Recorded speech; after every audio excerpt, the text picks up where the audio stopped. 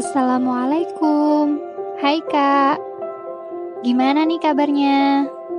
Semoga semua dalam keadaan sehat dan tetap semangat. Berjumpa lagi dengan Ustadzah dalam mata pelajaran Akidah Akhlak, yang mana pada kali ini kita akan membahas tentang akhlak terpuji kepada diri sendiri. Kompetensi dasar kali ini 1.2 menghayati nilai tawakal, ikhtiar, sabar, syukur, dan qanaah sesuai perintah syariat.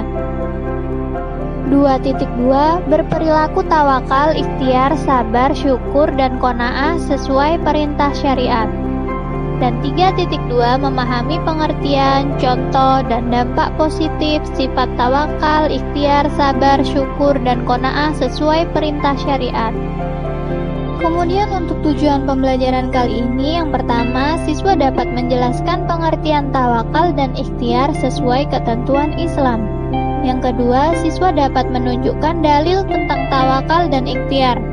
Yang ketiga, siswa dapat mengidentifikasi contoh perilaku seorang yang memiliki akhlak terpuji tawakal dan ikhtiar. Kemudian yang keempat, siswa dapat menjelaskan dampak positif memiliki akhlak terpuji tawakal dan ikhtiar.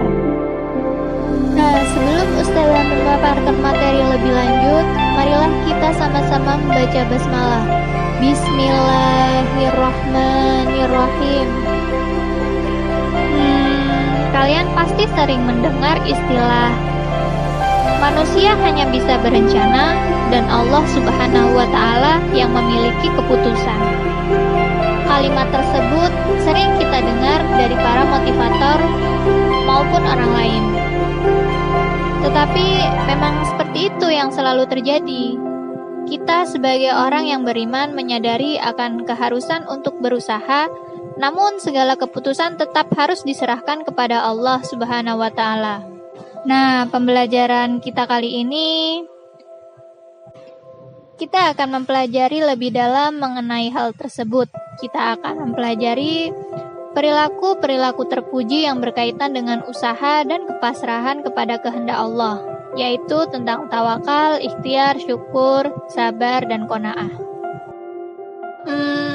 Ngomong-ngomong tentang ikhtiar dan tawakal, menurut kalian ikhtiar dulu atau tawakal dulu? Terus, doa itu termasuk ikhtiar atau tawakal sih? Nah, kalau ada yang tahu jawabannya, komen di bawah ya. Kita mulai dari tawakal. Secara bahasa, tawakal berasal dari kata wakalah, yang artinya menyerahkan, mempercayakan, mewakilkan urusan kita kepada orang lain. Sedangkan secara istilah, tawakal adalah menyerahkan suatu urusan kepada kebijakan Allah Subhanahu wa Ta'ala yang mengatur segala-galanya. Tawakal kepada Allah dilakukan setelah berusaha secara maksimal sesuai kemampuannya. Kemudian tawakal yang dilakukan sebelum berusaha sungguh-sungguh tidak dibenarkan dalam Islam. Demikian juga tawakal yang ditujukan kepada selain Allah. Perbuatan tersebut termasuk perbuatan syirik yang harus dijauhi oleh setiap orang yang beriman. Perintah bertawakal. Tawakal kepada Allah Subhanahu wa Ta'ala termasuk perkara yang diwajibkan dalam Islam. Allah Subhanahu wa Ta'ala berfirman dalam Quran surat Ali Imran ayat 159 dan Quran surat Al-Maidah ayat 23, yang mana bunyi dari Quran surat Al-Maidah ayat 23 yaitu Bismillahirrahmanirrahim. Wa 'alallahi fatawakkalu in kuntum mu'minin, yang artinya, dan hanya kepada Allah hendaknya kamu bertawakal jika kamu benar-benar orang yang beriman. Ayat di atas menunjukkan bahwa manusia dikatakan beriman apabila sudah bertawakal kepada Allah Subhanahu wa Ta'ala. Contoh perilaku tawakal. Berikut salah satu bentuk perilaku tawakal yang dicontohkan oleh Rasulullah SAW. Ditunjukkan dalam kisah ketika Rasulullah Shallallahu Alaihi Wasallam berada di masjid, ada seorang sahabat menemui beliau. Seorang sahabat Rasulullah Shallallahu Alaihi Wasallam yang meninggalkan untanya tanpa diikatkan pada sesuatu seperti pohon, tonggak, dan lain-lain, lalu ditinggalkan. Kemudian Rasulullah Shallallahu Alaihi Wasallam bertanya, "Mengapa tidak kamu ikatkan?" Ia menjawab, "Saya sudah bertawakal kepada Allah Subhanahu wa Ta'ala." Mendengar jawaban keliru tentang tawakal tersebut, kemudian Rasulullah Shallallahu Alaihi Wasallam tidak dapat menyetujui cara berpikir orang itu, lalu bersabda, "Ikatlah dulu, lalu bertawakallah." Dari kisah tersebut dapat dimengerti bahwa tawakal kepada Allah harus didahului usaha yang sungguh-sungguh. Dampak positif tawakal. Setiap perbuatan yang dilakukan pasti ada dampaknya. Begitu pula dengan sikap tawakal. Adapun dampak positif tawakal antara lain sebagai berikut.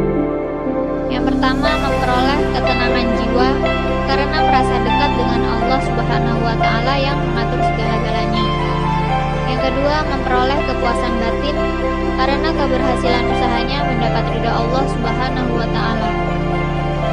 Yang ketiga, memperoleh keteguhan hati atau istiqomah sehingga tidak mudah goyah hatinya karena pengaruh lingkungan.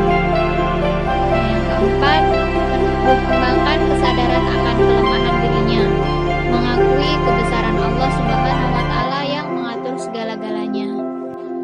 Selain itu, dampak positif tawakal juga terhormat dalam pandangan Allah dan sesama manusia. Selanjutnya, ikhtiar. Ikhtiar secara bahasa berasal dari kata ikhtiaron yang artinya memilih.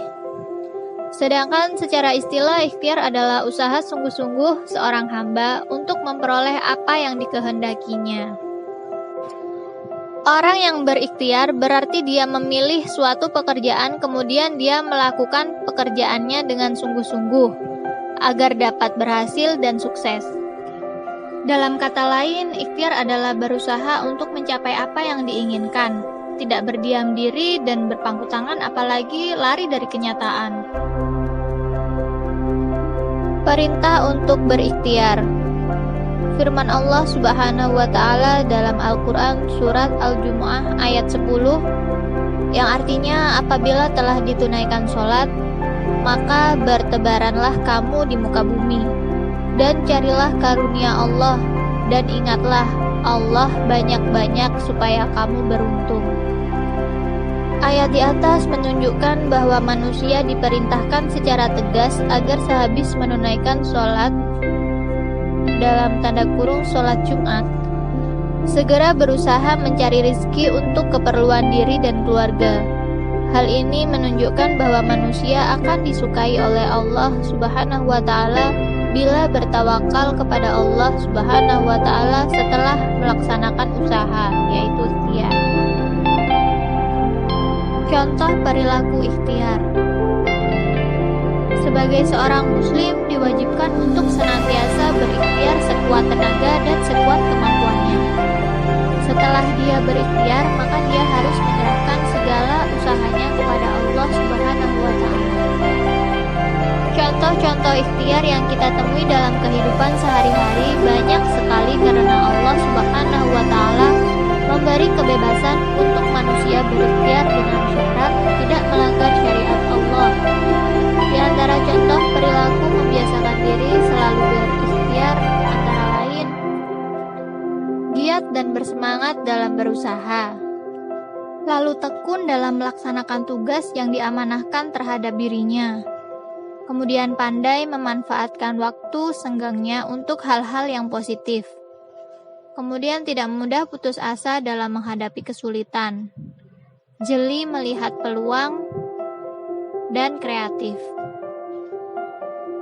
Dampak positif ikhtiar. Yang pertama, merasakan kepuasan batin karena dapat mencukupi kebutuhan hidupnya sendiri, walaupun dicapai dengan susah payah. Yang kedua, terhormat dalam pandangan Allah dan sesama manusia karena sikap perwira yang dimiliki. Dan yang ketiga, dapat berlaku hemat dalam membelanjakan harta karena hasil yang dicapai memerlukan usaha keras. Dampak positif membiasakan perilaku ikhtiar yang lain yaitu dapat menumbuhkan harapan baru dalam hidup. Karena setiap dari satu usaha dapat menumbuhkan sejuta harapan. Dan dengan banyak berusaha, maka akan semakin banyak harapan. Nah, dari pemaparan-pemaparan tersebut dapat kita ketahui bahwa ikhtiar dan tawakal harus selaras, seimbang, dan beriringan. Inilah yang menjadi kunci agar kita mendapat pertolongan Allah Subhanahu wa Ta'ala. Apalah artinya kerja keras kita kalau Allah tidak menolong kita? Sekeras apapun usaha, kalau Allah tidak ridho, tidak memberi pertolongan, maka tidak akan mencapai hasil yang diharapkan. Maka maksimalkanlah ikhtiar kita sembari tetap bersandar dan bergantung kepada Allah Subhanahu wa Ta'ala. Tidak perlu berharap-harap pada penilaian makhluk. Tidak perlu bergantung pada balasan dari makhluk. Mungkin istilah gaulnya menaruh harapan ya. Kita hanya perlu fokus saja pada ikhtiar semaksimal mungkin, sebaik mungkin, dan menjauhi hal-hal yang tidak Allah sukai dan berserah diri kepadanya. Semoga kita termasuk orang-orang yang mendapatkan pertolongan Allah Subhanahu wa Ta'ala. Amin ya Rabbal Alamin. Nah, untuk tugas kali ini kerjakan buku paket Akidah Akhlak halaman 25, wazifah atau tugas. Tulis jawabanmu di buku tulis Akidah Akhlak, kemudian foto dan kirim hasilnya melalui Google Classroom. Sekian dulu pemaparan materi dari Ustazah. Semoga bermanfaat. Assalamualaikum warahmatullahi wabarakatuh.